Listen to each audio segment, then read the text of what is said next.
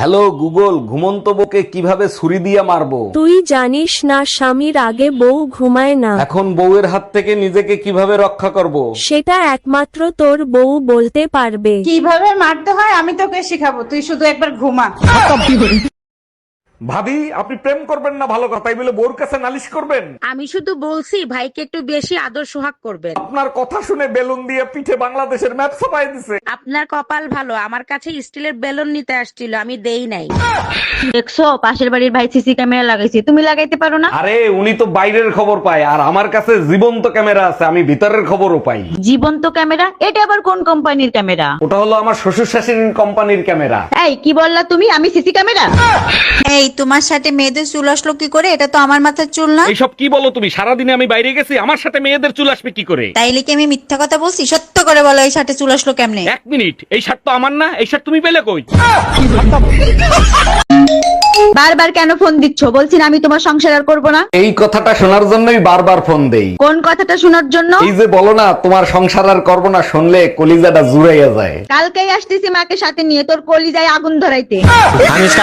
আসসালামু আলাইকুম শ্বশুর আব্বা, আপনি বেডি ক্লিবার যাচ্ছে রেডি হচ্ছে নাকি? আমার আবার তাড়াতাড়ি যাওয়া লাগবে, কাম আছে মেলা। ওয়ালাইকুম আসসালাম। যাও যাও যাও, লিয়ে যাও, আমার বেটি রেডি হয়ে গেছে, লিয়ে যাও। আচ্ছা জামাই, তোমাকে একটা কথা কই, মনে কিছু নিও না। তুমি লিপ্ত দিন একই শার্ট প্যান্ট পরে আসো, তোমার কি শরম লজ্জা কিছু নাই? তোমার বাড়িতে কি আর শার্ট প্যান্ট কিছু নাই? আব্বা আপনারও তো শরম লজ্জা কিছু নেই, আপনিও তো চারটা বেটি, একদিনে তো করলেন না যে এটা বাদ দে ওটা লিয়ে যাও। ভাইয়া, এখানে কি চায়না ভাষা শেখানো হয়? জি আপু, এখানে চায়না ভাষা শেখানো হয়। তাহলে ভাই আমাকে তাড়াতাড়ি চায়না ভাষা শিখায় দেন। তার আগে বলেন, আপনি এত তাড়াতাড়ি চায়না ভাষা কেন শিখবেন? চায়না যাবেন নাকি? আরে না, আমার একটা বেবি হইছে চায়নাদের মতো, তাই চায়না ভাষা শিখবো। এই শোনো না, মাংস খাইতে ইচ্ছা করতেছে, আজকে একটু মাংস রান্না করো না। আচ্ছা ঠিক আছে, এলাচি শেষ হয়ে গেছে, এলাচি নিয়ে আসো। শোনো, বড়দের সম্মান দিয়ে কথা বলা শেখো, এলাচি আমার মায়ের নাম। এই শোনো, আম্মা জানার নাই, শেষ হয়ে গেছে।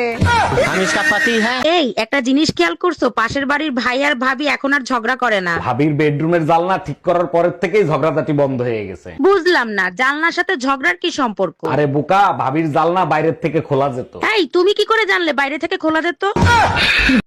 আচ্ছা, সব থেকে বেশি বিয়ে শীতকালে কেন হয়? কারণ শীতের সিজনটা রোমান্টিক সিজন, তাই বিয়ে একটু বেশি হয়। তাই নাকি? তা তোমাকে তো শীতকালে কখনো রোমান্টিক হতে দেখি নাই। কেমনে রোমান্টিক হব?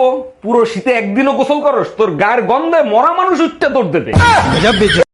যদি শ্বশুর শাশুড়ির সাথে না থাকেন তাইলে আপনার দোষ হবে একটা, যে আমগো সাথে থাকে না। আর যদি শ্বশুর শাশুড়ির সাথে থাইকে তাগো সেবা যত্ন করেন, তা করে রান্দা বাইরে খাওয়ান, তাইলে আপনার দোষ হবে হাজারটা। কি বিশ্বাস হয় না? তাইলে তাগো আত্মীয় স্বজনের কাছে যায় জিগান।